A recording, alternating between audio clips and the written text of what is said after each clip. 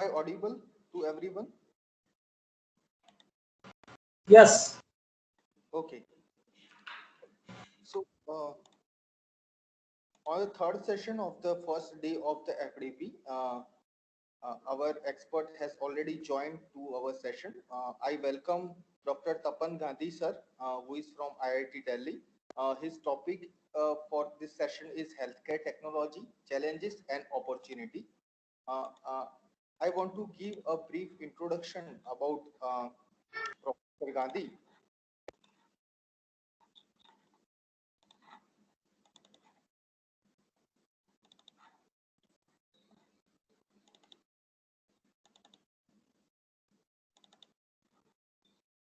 So, Dr. Tapan Gandhi is currently working as an associate professor in the Department of Electrical Engineering, IIT Delhi, and he is also adjunct faculty in the School of Information Technology, IIT Delhi, and also adjunct faculty in the IIT Jodhpur. He is also research affiliate to the MIT USA. He received his PhD fellowship from the MIT USA and obtained his PhD in biomedical engineering from IIT Delhi. Uh, he has published a lot of high-ranking publications in the high-ranking journal. He has more than 120 publication in the international journals and conference proceedings. He has also received a Platinum Jubilee Young Scientist Award in 2015 by National Academy of Science in India and Kyati 2019 award. So, without wasting the time, I welcome Professor Gandhi. Uh, Gandhi sir, it is over to you, sir. Can you hear me? Yes, sir. So can you please give me the control so that I can share my slides?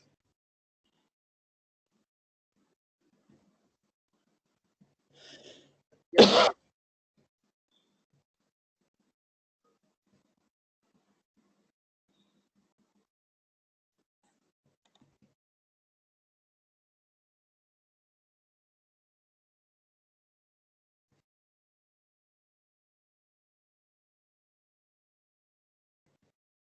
Sir, control is given to you.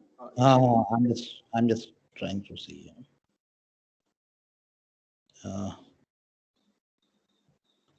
Why this age?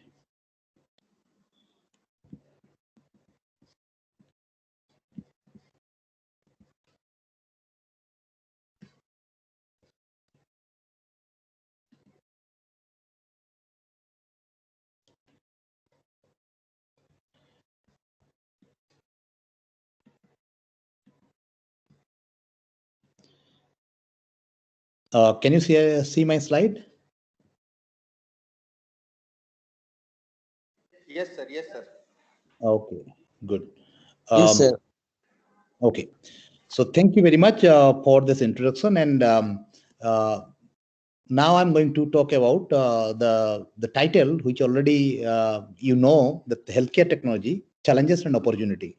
So before going to start my talk, I would like to just tell you a few things. Please, to the organizer, I'm telling you, maybe Dr. Panchali, you can give me a call if you are not able to hear me, or if you are not able to see that the slides are changing, because when I'll start my talk, I won't be able to keep track of all this thing. So by Definitely, sir. Definitely. yeah, if I'm disconnected, please just let me know. Yes, Um, okay. So the idea of the talk is, so definitely I'm not going to tell you very difficult stuff in the sense that which we generally feel that, oh, this is very complicated or very, very hyper stuff. So that, I mean, it's generally what happens. I mean, it's very difficult to follow the talk. So that's why I'm just going to give you a very high level of understanding that how we can, I mean, what do you mean by this challenges and opportunity in healthcare technology? So that I wanted to give you, a brief kind of knowledge, and also I'll highlight you that how we can do some cutting edge research. I know that most of the participants here in this FTP program are the faculty of different colleges. That's why it's very, very important. So you need to understand the core kind of technology or the science what we need today. Coming to the title of my talk, healthcare technology challenges and opportunity. If I'll, okay, let me make it bigger screen, or I don't know whether it will change or not. Okay. I hope you can see my screen is bigger now. Yes, sir. Yes, sir. It is Okay. visible. Okay. So here, the meaning of this talk is, generally we do, also, I mean, all of you will agree with me that we pick up one problem and then start solving that problem, whether this is in engineering or in health or whatever. But when I'm talking about challenges and opportunity, it means that can we find out some kind of problem which pose a very big challenge, and if we can solve that problem, will it give us some opportunity by which we will be benefited directly, or maybe our society will be benefited directly, or our nation will be benefited directly, right? Maybe directly or indirectly. That's why I'm just going to take an, I mean, bidirectional approach. Bidirectional approach means doing science and helping the humanity in the same time. It will help the science and engineering, right? So before going to discuss before highlighting all this, the terms which I'm telling you right now, you can see here in this picture, I have given few icons, small icon from smart health. You can see humanoid robot, smart car, smartphone, digital security, e-capsule, smart home, I mean, smart health. All these are small icons are mostly, I mean, indirectly, I mean, whether directly related to the healthcare or maybe indirectly related to healthcare. But here, all of this thing we need to improve the quality of our life, that how we can make our life good, right? Because you know that whatever we are, or whatever we are doing, if you are not healthy, then it does not make any sense. And at least all of us realize the importance of health during this COVID, right? So all of us, at least now we know that without health, we cannot do anything. If we are not healthy, or if we are not safe, then I mean, there is no, I mean, it doesn't make any sense in doing some other kind of activities, right? So that's why health is wealth. This is a common saying, all of us, I mean, we know. So in the same time, when I'm talking about to take the bidirectional approach means, let's say, you know that if I'm going to solve some problem, maybe, or maybe, I mean, let's say there is some problem in the healthcare, and through science or some engineering technique, I can find out the solution. But at the same time, if I'll ask myself whether this kind of approach is helping me to understand some of the mystery of the science. And that's why I've written in this slide, to understand the mystery of our own universe. What does it mean? Means, you know that the human body is completely, I mean, the most complex object or complex universe than our own universe. I mean, if you look at our universe, if you compare your own body, definitely your own body is comparable to the whole universe. How? Because you just imagine, you just ask yourself very simple question, that why we are 6 feet, I mean, why we don't grow beyond 6 feet or 7 feet? Why our fingers are like that? I mean, why our fingers are not growing until our death? Okay. So you know that after the birth, I mean, when we take the birth, I mean, before the birth, this whole body formed from a single cell. You know, that the zygote formation happens, and then the cell division happens, and all this through this division process, few cells will be specialized for some, let's say, finger, few cells will be specialized for the brain, few cells will be specialized for the eyes.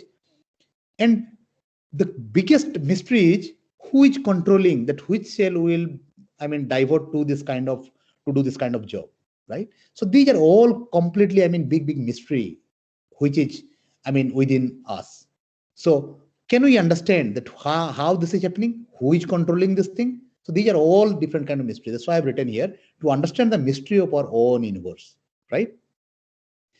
So coming to the different dimensions of healthcare technology. So here I have highlighted 4 core technology. The first one is preventive. As you know that there are many the diseases or the problems which we can, if we can prevent, then definitely we can stop that one kind of, right? You always know that the prevention is always better than cure. So the question is, can we come up with some kind of technology by which we can prevent some kind of big problem? Likewise, let me give one very simple example for your understanding. You know earlier, I mean, people talk to your grandpa or grandfather or grandmother, they will tell, earlier we don't have any diseases. Now all these diseases are coming. Maybe this is true or maybe this is not true. Why? Earlier, the diagnostic techniques are not there. Even the science, the advancement of healthcare science was not up to that mark. That's why many times also we are not able to diagnose that what kind of problem it was. Let's say people sometimes they say that the earlier diabetics was not there, and now due to our food habit or our lifestyle habit, we have all this kind of problem. But I mean, how will know? Because when there is no diagnostics, I mean, the way how you can understand that this is diabetic, then you cannot say earlier also people used to die. You know that earlier people used to, I mean, the death, I mean, the life expectancy was very, very low, right? Even there are many death happens in the villages. Even nobody knew that why this happened.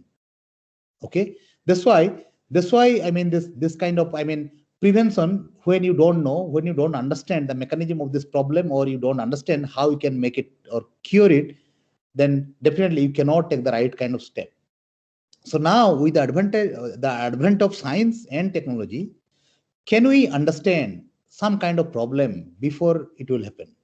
Just let's give you one example. You know that one of the biggest, I mean, death rate, I mean, cause of the death rate in all over the world is cervical cancer. Cervical cancer, you know that the women's, I mean, in the cervix, they this cancerous growth starts, and when it goes beyond certain limit, and then they could notice some kind of problem, and then when they come to the doctor says, oh, it's maybe not curable because it's in the advanced stage.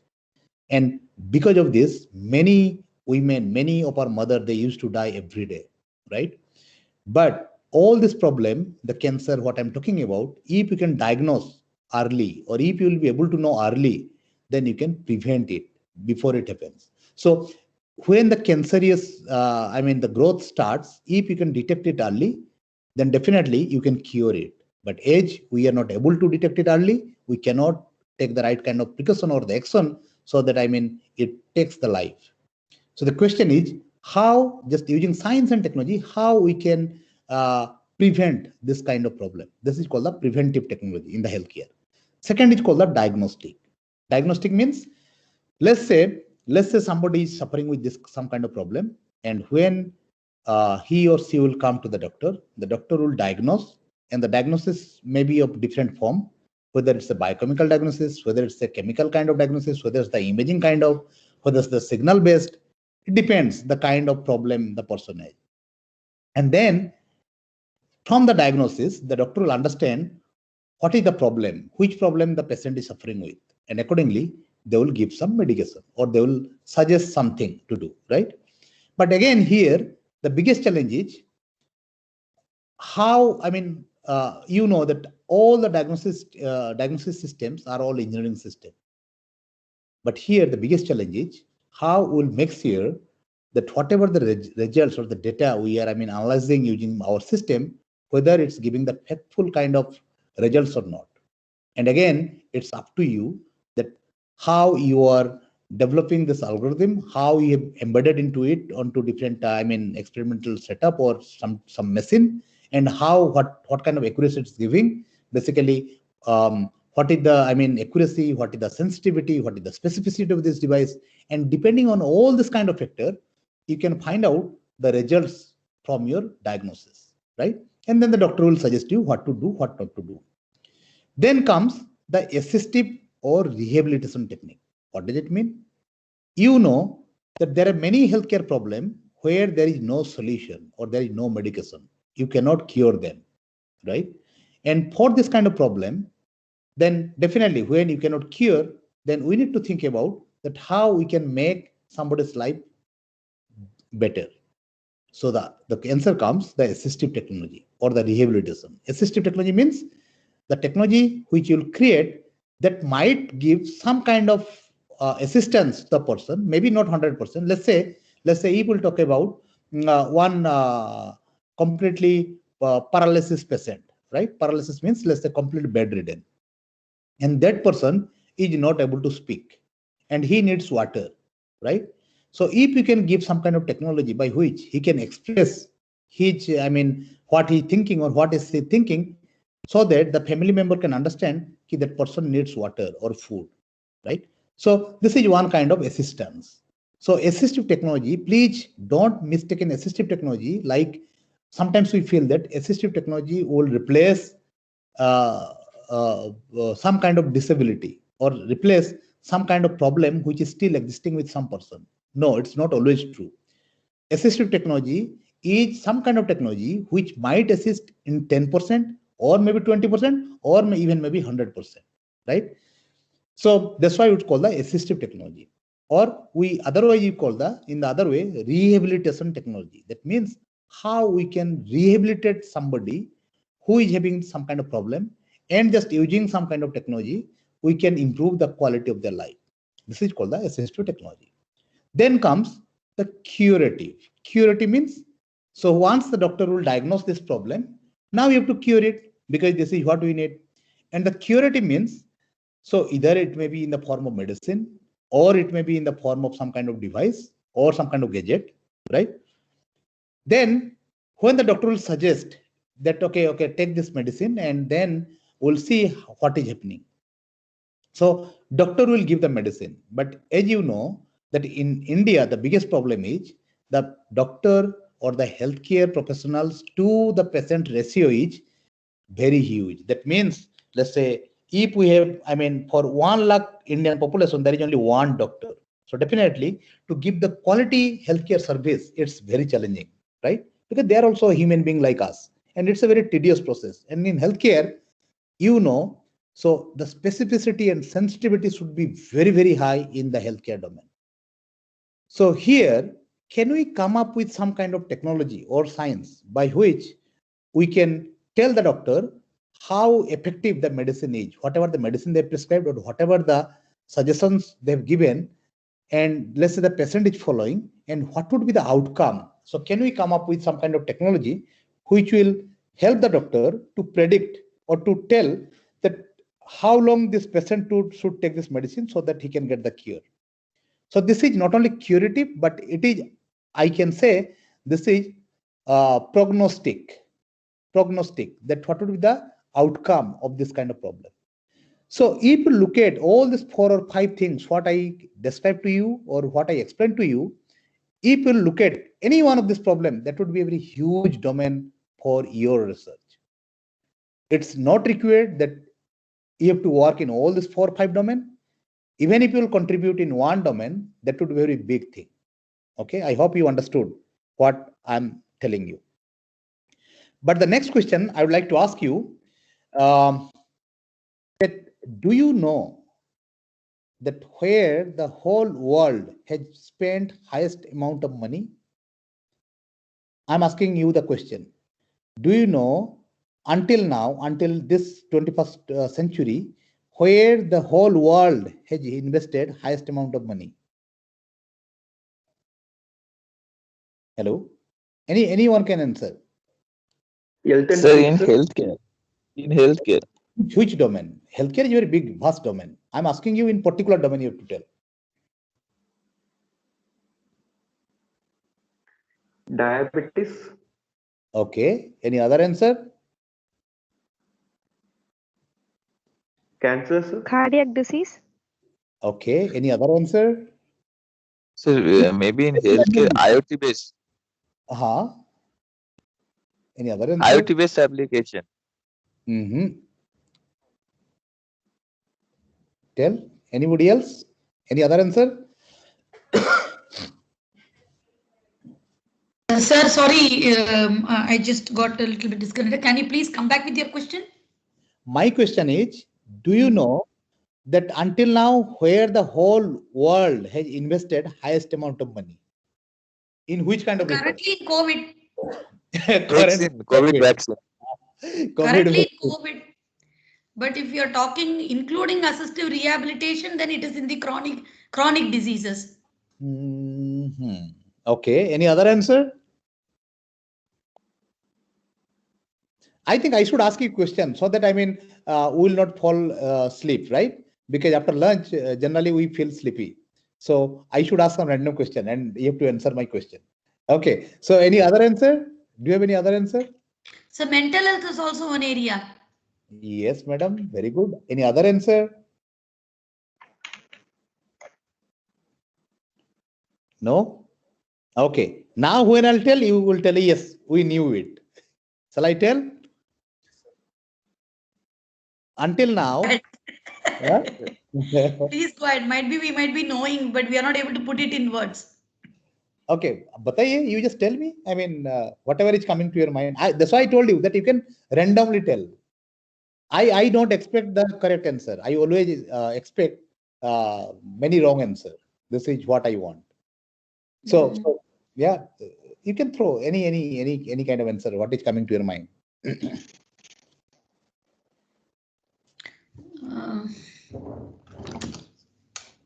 In the domain of, especially in terms of diseases, this is what we Okay, could see. let me tell you. Until now, the world has invested highest amount of money already invested in Human Genome Project. You must have heard. Yeah.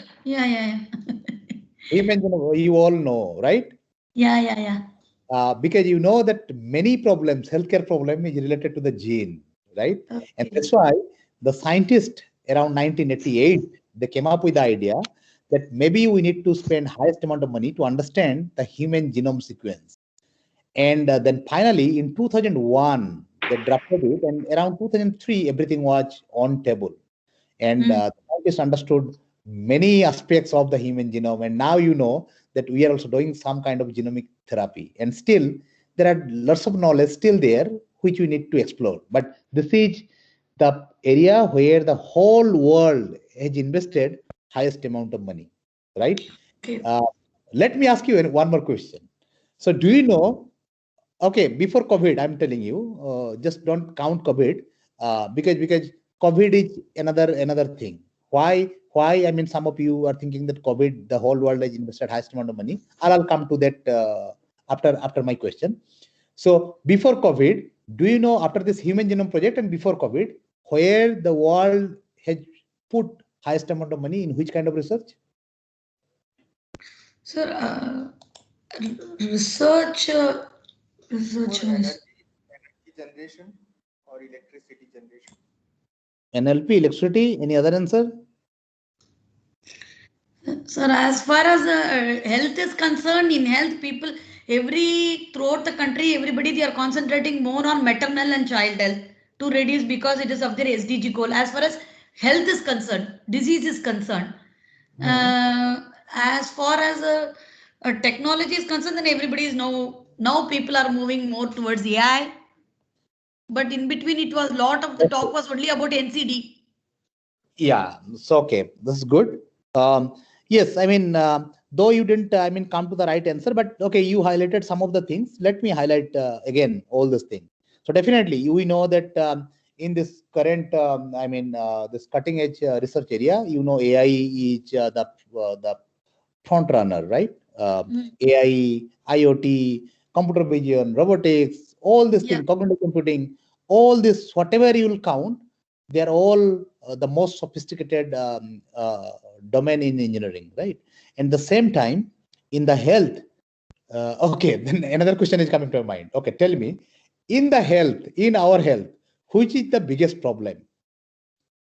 And not only biggest, the serious, or I can say more alarming kind of problem in the health.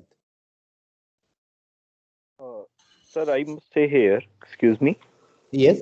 Sir, getting my voice? Yes, I can hear you. Yeah.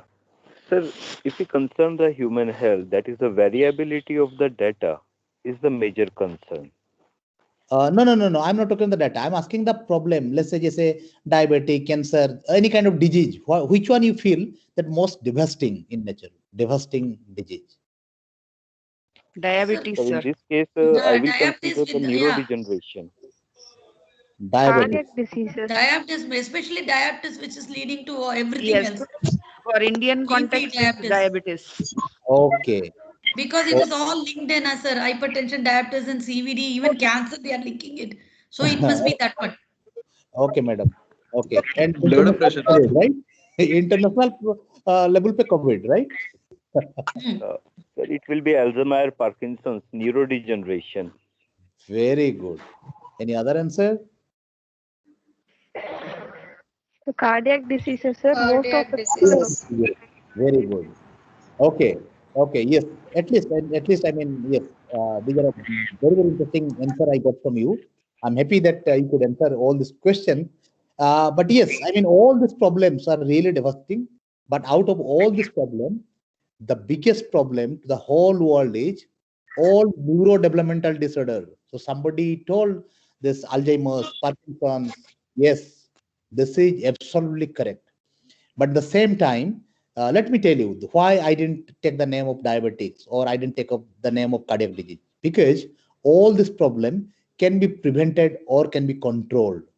So if it is diagnosed early, then you can stop it even, or even you can take the right kind of precaution. And we know that why diabetics is, I mean, okay, we know the cause of this diabetic or we know this problem, but until now, the whole world, nobody understand why this neurodevelopmental disorder is happening. You take autism, you take epilepsy, you take Alzheimer's, Parkinson's, right? Even if it's diagnosed, still you cannot stop it because until now we don't know that why this is happening. And when you don't know the mechanism, how and why it's happening, then you cannot come up with the cure. But other disease, let's say diabetes, heart disease, cancer, if these are diagnosed, you can stop it even, or even you can control it. Okay. Okay, coming to the COVID, let me answer two of the very interesting question of this health science.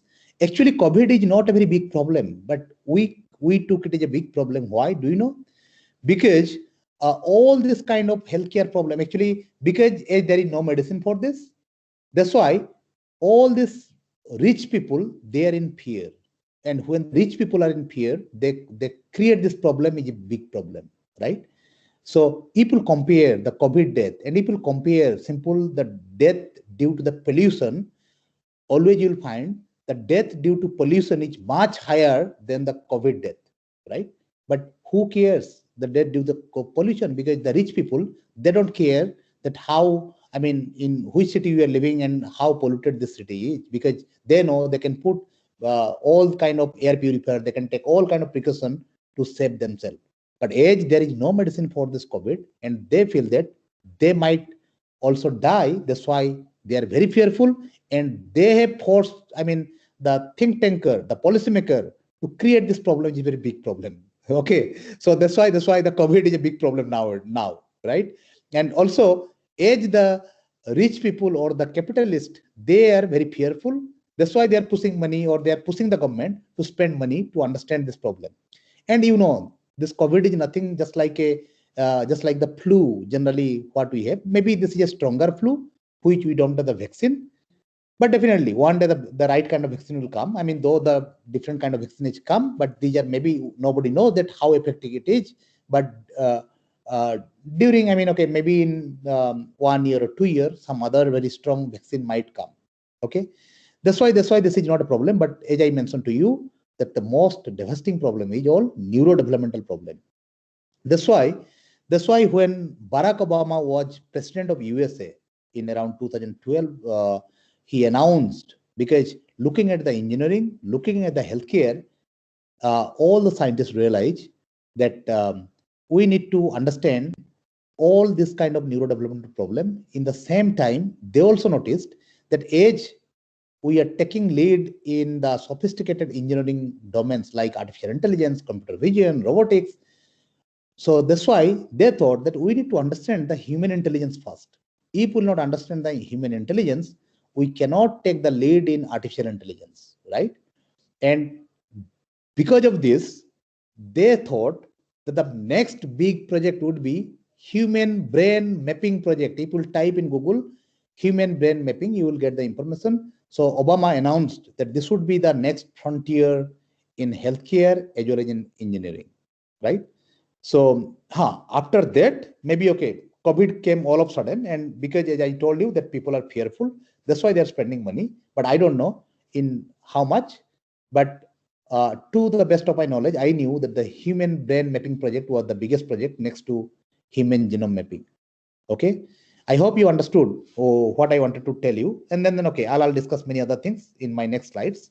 So now we can see this gentleman So he is Eric Lender, and you know that just yesterday, Biden, who is going to be the president of America, he appointed him to be the scientific advisor of to the U.S. government, right? And you will be surprised to know this Eric Lender. He is a mathematician, and but his research is computational biology, and mostly he's a geneticist. I mean, he studies the genome, and he was one of the key person in Human Genome Project, which we discussed. Okay, so that's why Biden appointed him as the next scientific advisor to the to U.S. government, right? So now we can understand how much it's important to look at the health, right? So that's why here I've written which is more important, engineering versus medicine.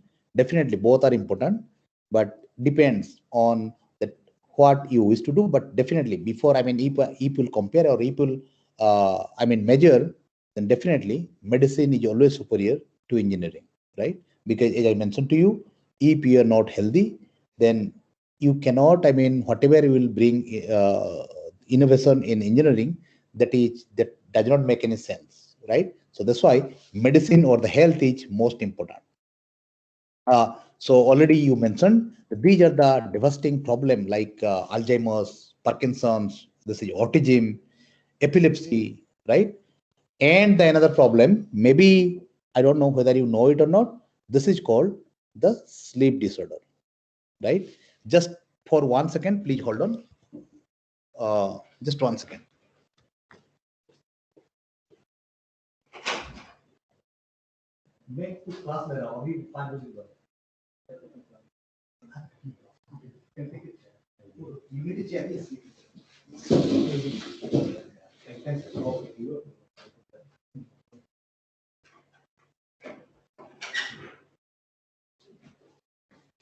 Yes, sorry.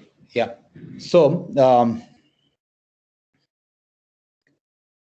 can you see my slide? Hello?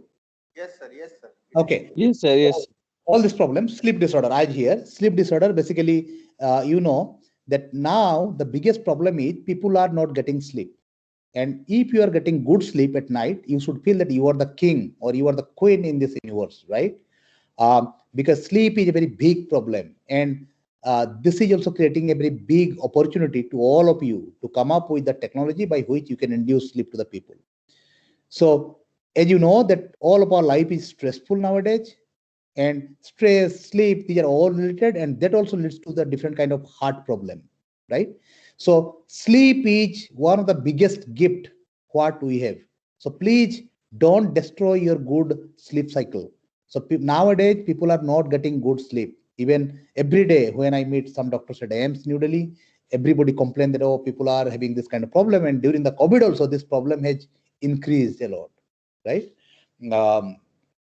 Just like the epilepsy I mentioned to you. So again, this epilepsy, you know that many people are suffering with this kind of problem, but we don't have the right kind of cure. So can we come up with some kind of engineering solution for this problem? Maybe in the form of diagnosis, maybe in the form of prediction, maybe in the form of curative or maybe prognosis kind of thing. If we can do this, then definitely it would be a very big support to the healthcare domain. Okay. So these are the some slides from my lab. We also work all this kind of problem. So I'm just showing you here. I mean, I'm not going to details that what exactly we do. I mean, what kind of picture I'm showing you here.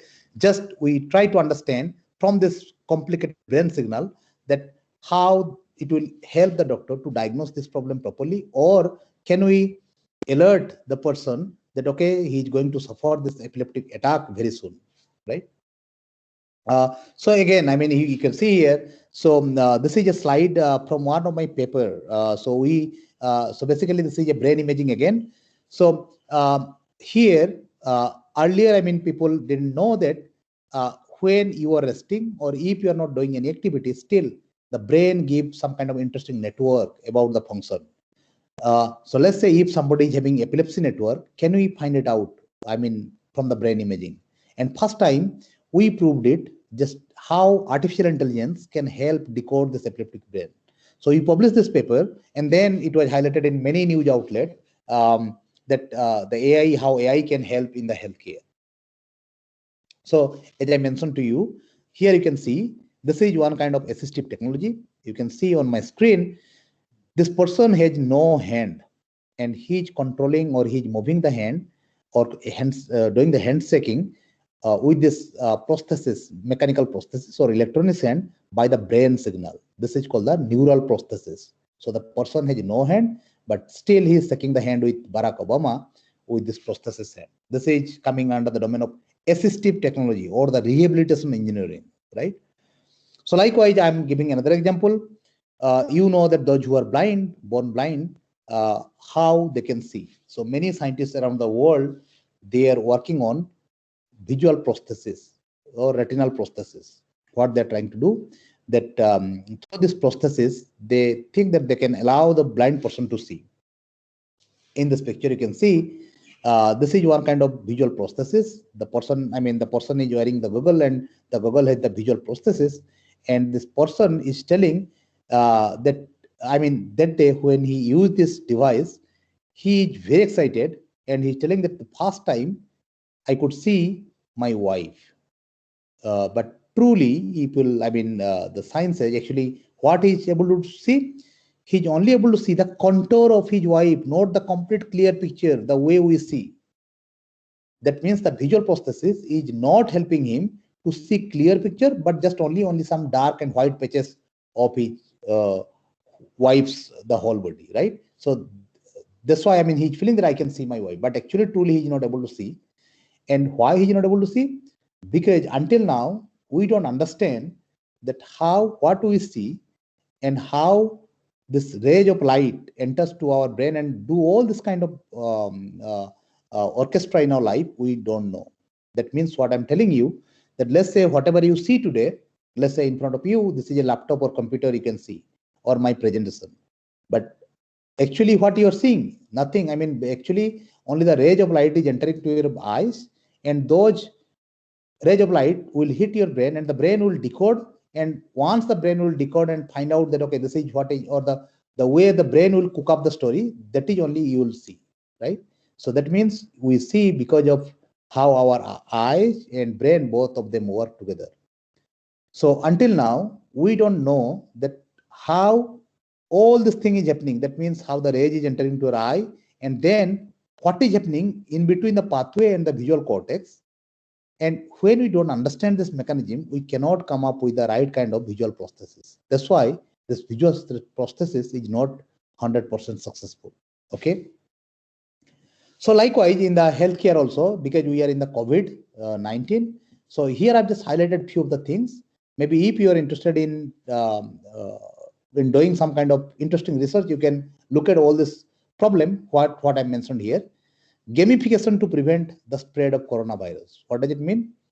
That means gamification, okay, how you can, because you know that all the social gathering, or when we talk to each other, or when we come to the playground, or in any kind of social, socialization way, we spread the coronavirus. Gamification means, let's say, if you can develop some kind of gaming platform, and by which, when you are as a friend, because before, pre-COVID, we all, as a friend, we used to come to the field and play, but now we are not allowed to play, right? So can we create some kind of game using some AR, VR kind of technology, by which, being at home also, we can play among us? Then early sign of pending pandemic. So early sign means, just like I was talking about the prevention. Can we come up with some kind of technology by which we can tell, oh, this is some kind of virus is going to enter to our country, or this is already present in my city or my village? Or can I tell that, okay, this is going to happen by this time, right? Third is new technology to prevent the transmission of coronavirus. So you know that, there's a big problem that coronavirus is, already infected 3 crore population in India, and in the world it's a very huge number. So you know that can we come up with some kind of technology by which we can restrict the transmission of the coronavirus? Third is anti-COVID-19 infection protective film. What does it mean? Let's say when you are going to a store, to buy some vegetables. Okay. So if I have some kind of technology or this development, let's say I'll spray on my hand and that spray will coat our hand, and then I'll go to the market and then I'll buy the items, and when I'll come back home, when I'll wash my hand, automatically the protective covering will disappear or disintegrate, right? So can we come up with this kind of film, protective film? Then is diminishing the transmission of COVID-19. That means how we can stop or reduce the transmission ability of the COVID-19. And then comes the frontier tech COVID action, that is just ventilation system. You know, during the COVID, many startup or many engineers, they were developing some kind of portable ventilators. So can we come up with this kind of ventilators? Because if you have the right kind of ventilator, also you can save many lives. And finally, at the end, we need medicine or vaccine. And all these are based on all science and engineering. And finally, from the science, you can develop the engineering, and then you can translate to the technology for the common use, right? So these are the problems I just discussed with you. Maybe if you wish, you can take or you can create a very big problem in any of these areas. So already I told you that always you should do the science or engineering in the bidirectional way, right? And because as I told you, the most intelligent, the most complicated intelligent system is our human body. And if we can understand the engineering behind it, we can develop many interesting machines in the world. That's why it's very, very important. So just like, autonomous vehicle, face recognition system, this multimodal intelligence, this, the Sophia Cherry, Sophia. So all these are, basically, these are inspired from the human body. So what does it mean? So let's say if you are trying to understand some kind of problem in human body, understanding the problem, you can keep some kind of health care solution if somebody is suffering with that kind of problem. In the same time, that will also help you to develop some kind of cutting edge technology for the future use. Here I'm giving one example. You can see here a picture of Cherry versus Sophia. So Sophia is the most intelligent robot in this world, right? And Cherry is just 2 years old baby. And if I'll ask you who is intelligent, this 2 years old baby Cherry or Sophia, definitely you will say that the Sophia is more intelligent. But you will be surprised to know that Cherry, though is less than 2 years, but still Cherry is more intelligent than Sophia, right? I'm giving one example.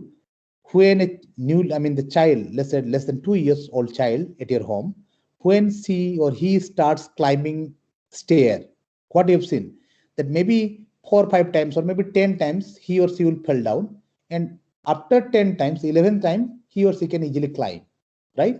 So hardly you will see maybe 1 or 2 days training, maybe few 10, 12 time trainings, they know how to do this. But do you know, the Sophia, how many trainings, already been given to Sophia? Millions of training. And after that also, the Sophia cannot perform the job like human. So just imagine when Cherry, less than 2 years old, can perform the job very well and with some only little bit of training, whereas Sophia with millions of training cannot do this. So that's why it's very interesting to study this baby, how the biological process work, how the biological system work, and then if you can implement in the machine, that will work in a very better way. Okay. So I hope that you got my idea. Okay. So here I have written one terminology called the rewriting and reformatting. What does it mean? It means that that how we rewrite and reformat our computer, in the computer domain, right? That how to format it and rewrite. So this is what I am talking about in the brain domain. Why brain domain? So let me give one example. The paralysis. When somebody is, let's say, semi-paralyzed, that some people cannot, let's say, partially paralyzed. That means only the right hand is not able to move, right? That means if the right hand means it's controlled by the left hemisphere of the human brain. And if the motor cortex of the left hemisphere is, let's say, one kind of dead, then the person cannot move the right hand. So my question is, can I give the function of that left motor cortex to some other part of the brain and allow those neurons to control my right hand? Can you do this? And if I can do this, then definitely I can restore the function to this paralyzed person, right? This is, I'm calling this a rewriting and reformatting. And this particular research is coming under the domain of brain plasticity. And brain plasticity is one of the frontier in... Hello? Sir, Yes? can you please again, sir? Which, what? I cannot hear you. Rewriting and reformatting. Can you please just repeat it, sir? Okay, repeat. Okay. So rewrite and reformatting means if basically can I okay, let's say I giving an example that let's say my right hand is controlled by the left hemisphere of the brain. Okay. And let's say my left hemisphere is some part of the brain is damaged. That's why I'm not able to move my right hand. So my question is it possible to give the functionality of that left hemisphere, which is completely dead, to some other part of my brain so that my other part of the brain will control my right hand? And if I can do in this way, then most probably I can restore the function of the right hand. Did you follow my explanation? So this is, Yes, sir. this is not until now not possible because we are still, the scientists are still trying to understand how the brain is doing all this remarkable job. And if we can do that, and this is coming under common con brain plasticity. Please off your mic. I can hear the noise. Some participants are, yeah, now it's fine. Okay. So this is called the rewriting, reformatting. Just like I'm giving one example here. Can you see this picture? One colorful brain. Can you see it? Hello? Yes, sir. Yes, sir. Yes, sir, we can. Yes, sir. Yes, sir. Okay, so here what I'm trying to tell you, when I introduce the term called brain plasticity, here I'm trying to tell you, the brain is having different hemisphere. You can see all this color represents the different hemisphere. The red color, the frontal, this green color is called the temporal lobe, the violet color called the occipital lobe for the vision, and this gray color called the parietal lobe. Parietal lobe is basically mostly to give you the sense of proprioception, that how different parts of your body are placed with respect to your body, right? And all these are 5 sensory modality what we have.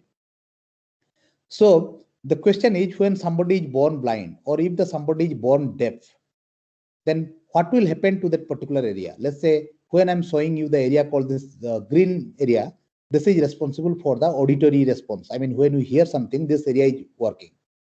So if I am born with no auditory ability, then what will happen to this area, right?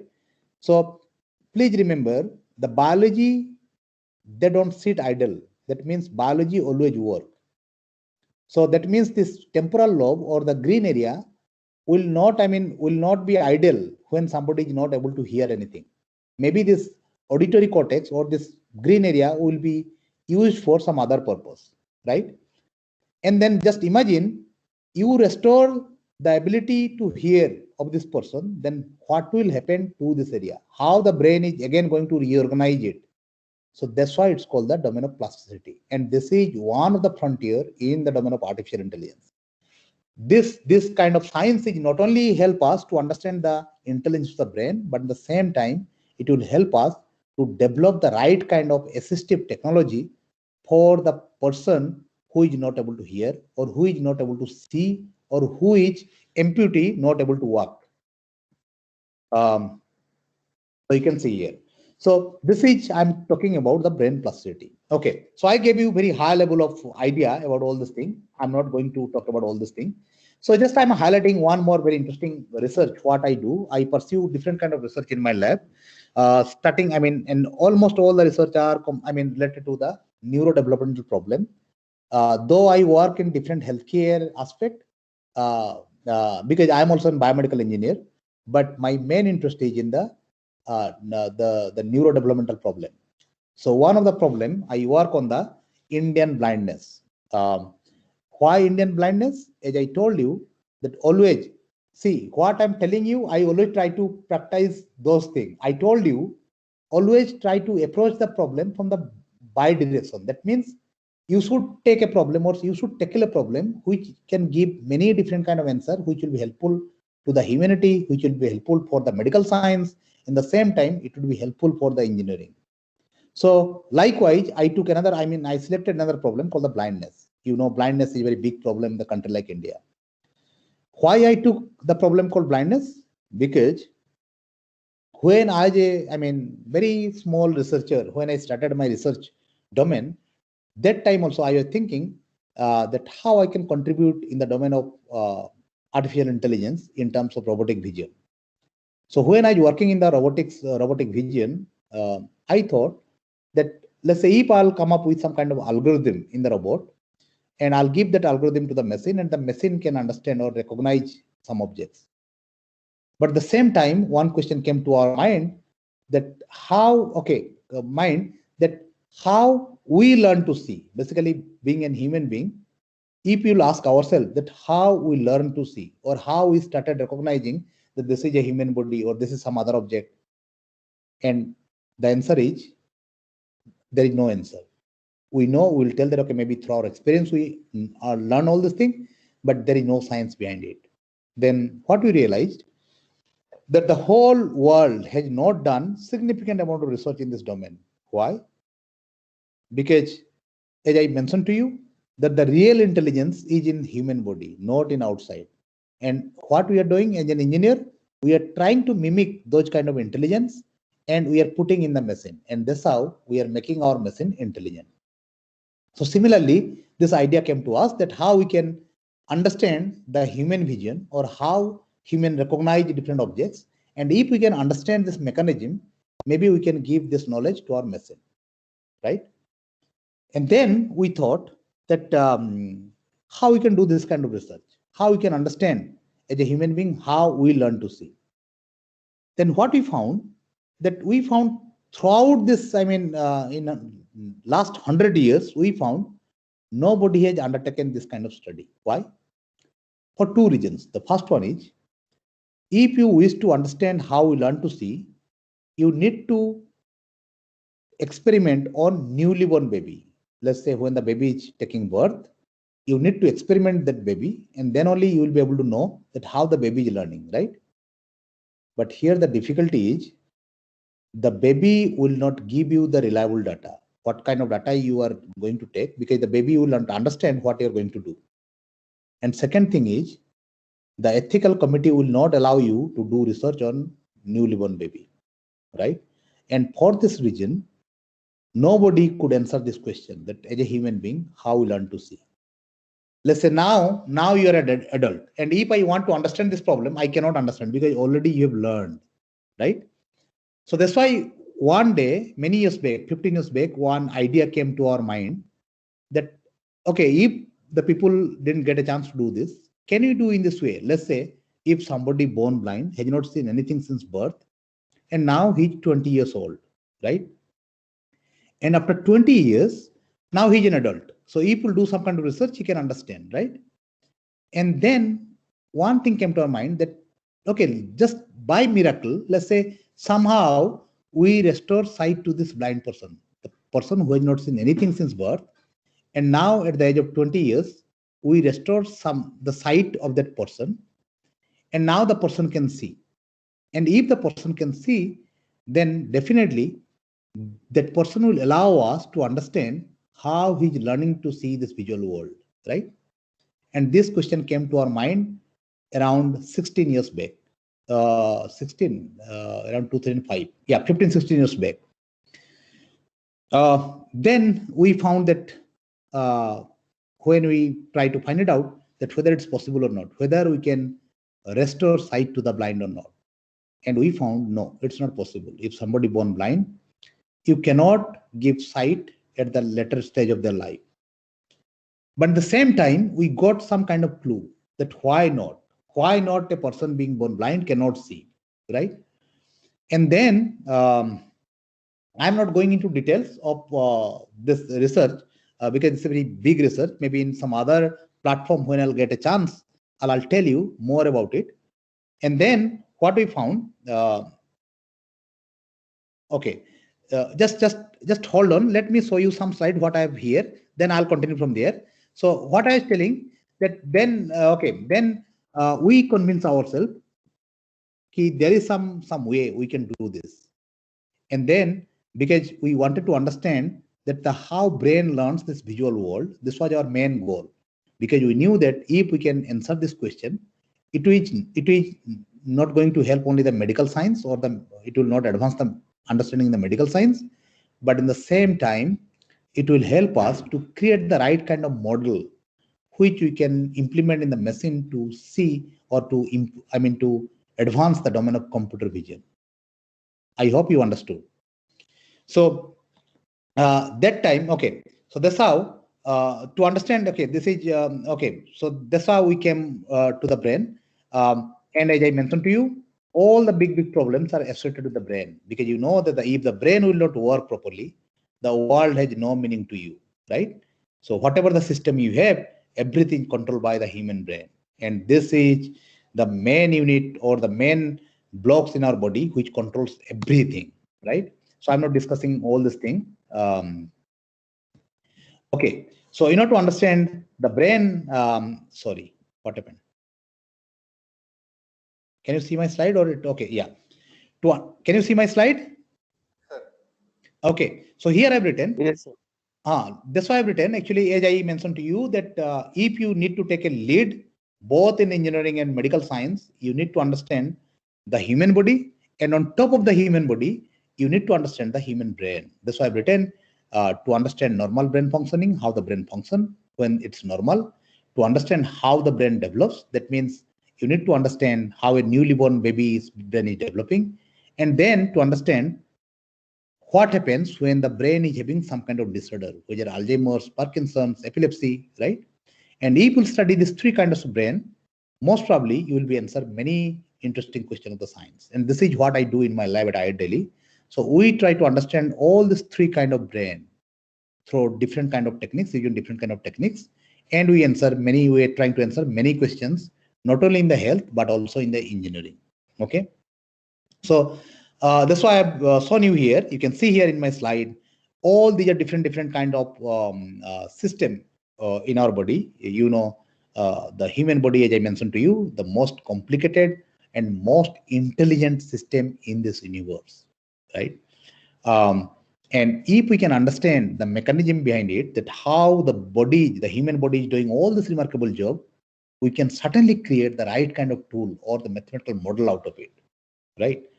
So that's why I've written defining a big goal. Define a big goal means you have to define that.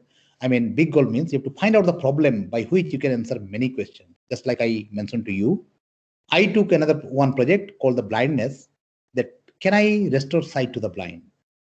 And if I can restore sight to the blind, then I can answer many long-standing questions in the domain of medical science and in the domain of engineering, right? So I'm not okay. So let me. Okay, no, I'm not showing this one. I'm just trying to see some other. Oh, okay, it's not okay. So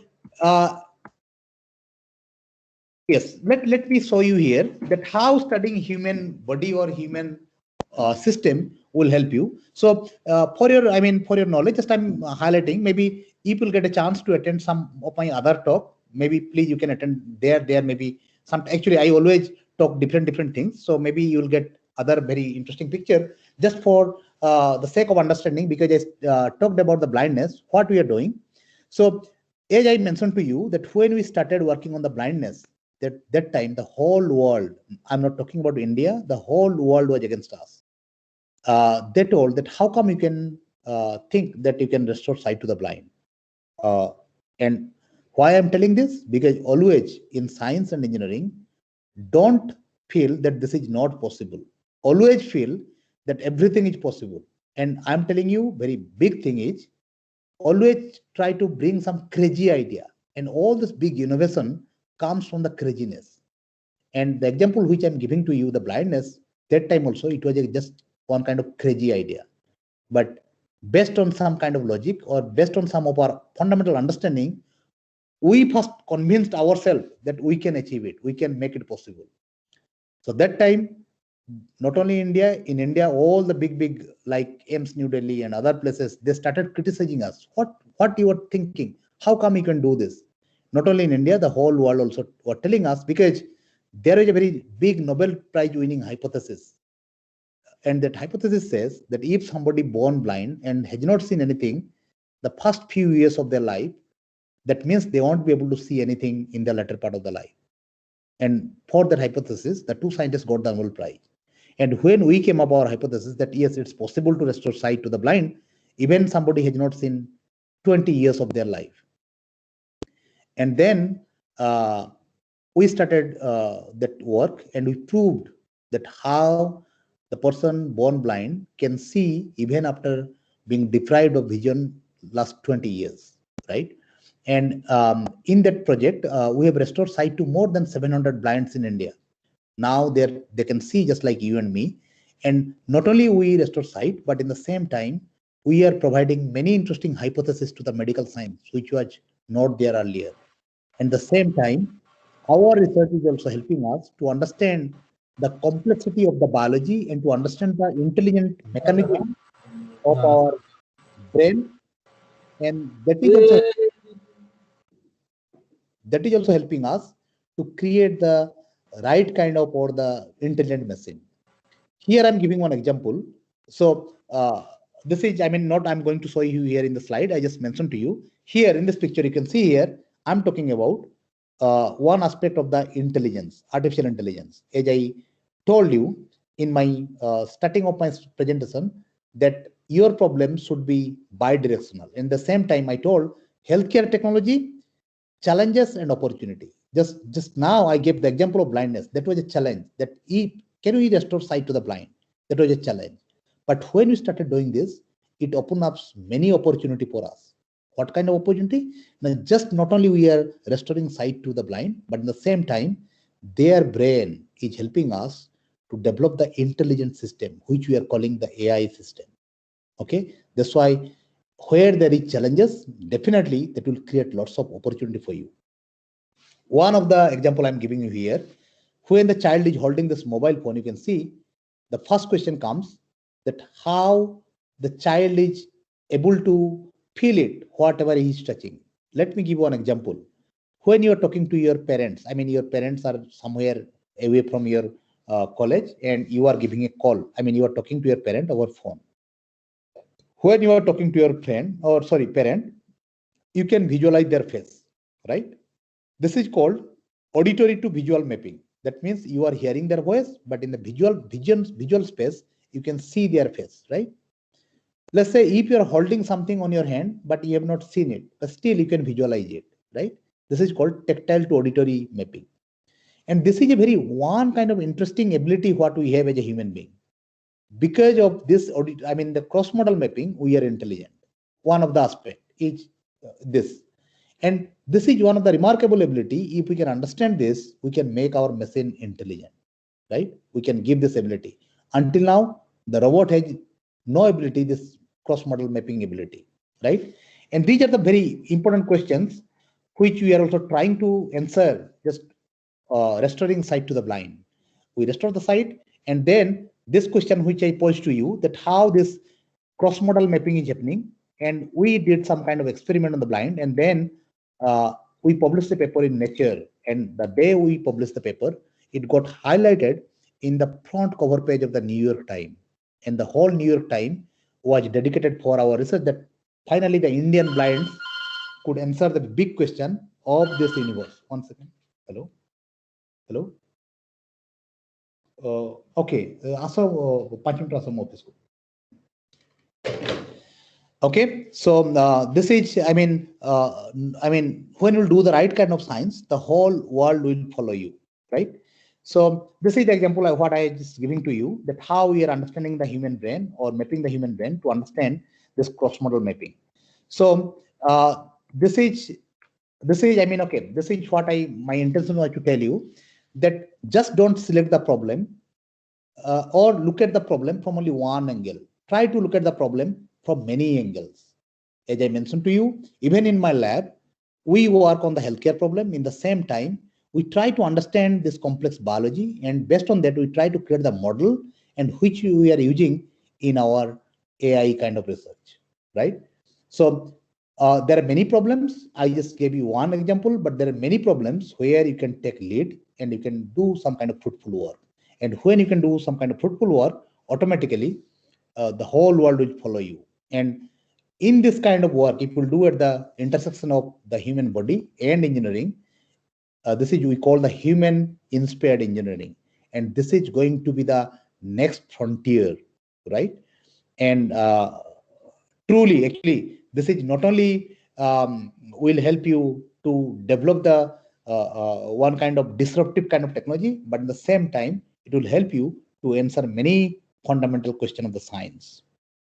Actually, the work, what I mentioned to you, our work is highlighted in many different popular presses like Science, Nature, Times Magazine, Harvard MIT News, Hindu, in India, Hindu paper. This is one of my articles. When it published, they highlighted.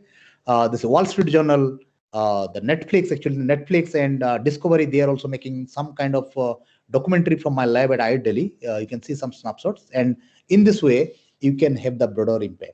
So definitely I can say this 21st century is for the healthcare, and this is up to you because we all are same. Don't feel that I am in IIT, I can do, you cannot do. No, it's not like that. Wherever you are, you can do everything. It depends on that how strong your problem is. Find out the problem, spend more time to find out the problem. If your problem is right, then 50% of your research is done, right? And in that way, you can have a broader impact. And finally, I would like to have a big announcement. So every year, I organize one workshop at IIT Delhi. So this is actually mostly I organize in a very hands-on kind of session, but this year it would be online and it would be from 11th to 15th. And mostly this workshop is for the faculties of different colleges. And you can register, you can visit my website. If you type this brain mapping and artificial intelligence at IIT Delhi, you will get the link. And there, all the guidelines there. So I think you have to pay 500 rupees to reserve your seat. That 500 rupees you will get back. You will get back after you attend this course. And here we'll try to, cover all this advanced domain or advanced research areas at the intersection of brain mapping and artificial intelligence. And as a faculty member, if your college is AICTE approved, then you are eligible. We'll not take more than 50 candidates. That's why if you wish, you can register now. Thank you very much. And if you have any questions, you can ask me now. Sir, I have a question. Yes, please. You were talking about the brain plasticity. Yes. Sir, when I was hearing this thing, so the question came in my mind regarding the human performance. If we shift the part of brain to process the information from other part of the brain, it will directly hamper the human performance. Like I could sir, if if we are take just I'm giving one example. Okay. So it's been found from the research. Let's say those who are blind, you must have heard that blinds are very good in auditory ability, or blinds are very good in tactile ability, right? They can touch, and so that means the visual cortex is the biggest area in the brain, and that's being used for the vision. And when somebody is blind, that means his visual cortex is not being used by vision. So they are tactile. For this tactile ability or the auditory ability, they are also using the visual cortex. So when the resources are more, definitely the performance will go up, right? But again, let's say I restore sight to the blind, then what will happen? Automatically the vision will take that part, visual cortex. Right, okay? Sir. Then, when you're talking about the performance, so my question is, then when I'll restore the sight to that person, whether their performance in tactile activity or the auditory will diminish or decrease, but we didn't find very significant difference. So that's why I'm telling you, when you will assign or when you will try to recruit some other neural resources for some other purpose, definitely, in one way, yes, in one way I can say that will hamper some other job, but in another way I can say no, it will not hamper. So it's up to you how you are reorganizing your everything. Okay, sir. Thank you. Sir, I have one more query. Yes. This is regarding the difference between health informatics and technology in healthcare. Yes. If we try to differentiate between the two terms, Okay. basically, I'm Yeah, bit confused in this term regarding the Right, application of Actually, artificial right. intelligence.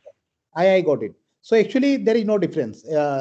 What I see, actually, healthcare technology is basically whether you can apply IT or any, let's say, embedded technology to solve some kind of problem. We call the healthcare technology. So healthcare technology, whether it may be completely the software based, whether it is both hardware and software, or only hardware based, these are all called the healthcare technology. So even if, I mean, only, let's say if you are using only the IT in healthcare, and which in one way you call the healthcare informatics, but still this is coming under the umbrella of healthcare technology. Okay. Sir, excuse me. Sir, if you don't mind, can I add one more line? Yes, yes, yes. Yeah, my name is Dr. Anandi Ramachandran. For past 12 years, I am leading here in the Department of Healthcare Information Technology, where I am working. So let me add a little bit to it. What sir said is absolutely right. Initially, it started as that healthcare information technology is mostly only regarding application of technology. Already we have technology available, be it mobile applications, AI applications, whatever you want to talk about, web, okay, any technology which is existing. How we are going to apply that and manage it, especially for healthcare. That it's called as healthcare information technology, whereas in the healthcare informatics, it pertains mainly to the analysis, development of new algorithms, new framework processes, especially related to research, coming about with you can say new ideas how to whether it is mathematical computations or IT computations. It's more like a science oriented. So that is what we call as healthcare informatics. Informatics is more of technology orientation, whereas healthcare information technology is mostly to the application and use of technology in healthcare. Yes, and thank you, ma'am. To that, in layman language, what I can say, technology means when we are translating our understanding in science and engineering for the human use, then we call technology. When it's going for the use, this is complete technology. I mean, this is the application part of whatever we are doing, right? So this came in one kind of perception, how you are putting in which way. Okay. Okay. So any other question here? Any other question? Any other question from the participant? Okay. I think either all of you understood what I talked here, or you didn't follow my talk. Sir, I must say it was very informative, because starting from the base of your presentation, you have diagnosis, what is the prevention, what is the cure, and you have made it a very interactive. You have asked questions, participants have answered those questions. So I think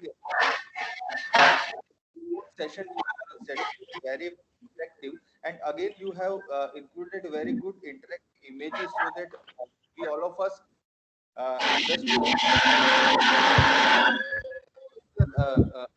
I want to congratulate you for the breakthrough research which you have done in your institution for the bone blind child. So, sir, if you can share some of the literature with all of us, so we will be very much happy, because we are very much surprising that the bone blind people or child can see even after 20 years passed from their life. So it is very much interesting, sir. So if you can share your literature or anything which is in the public domain, we will be very much happy, sir. And if you can share your PPT also, so the most of the participant can refer it later. Thank you, sir. Thank you very much for all your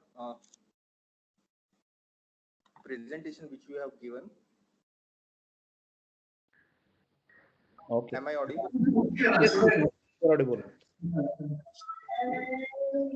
So good evening, sir. Sir, I just have a doubt, sir.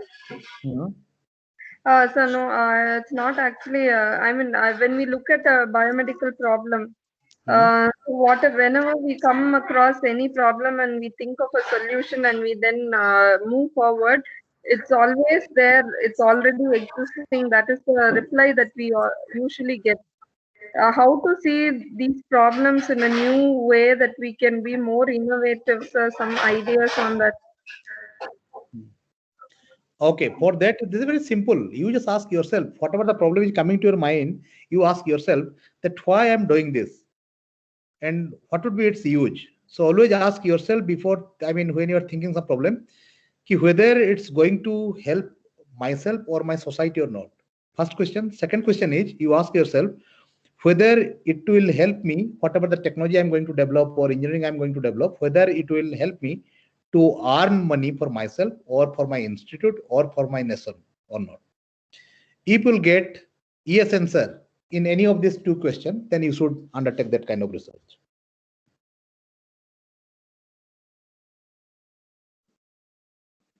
Hello? Any other questions?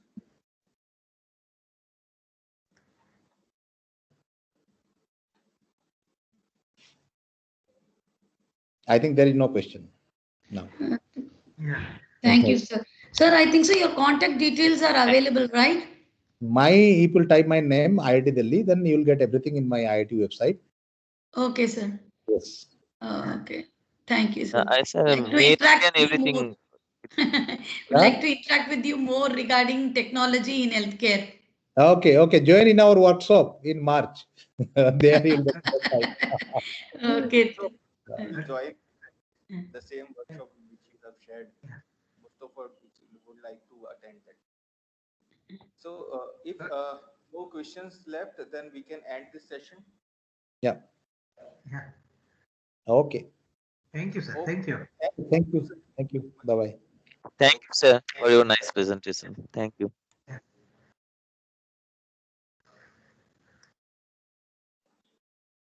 Okay, so all participants, we have completed with the 3 sessions for the today's event.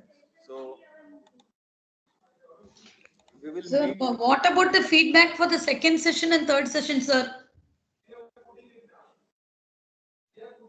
We are putting it now. Okay. And sir, our attendance automatically will be updated, right? Yes, it is our duty. We will keep record of it, and wherever it is necessary, we will share whatever the link, whatever the attendance for the particular session. Okay. Okay, sir. Thank you. Okay. Yeah. Okay.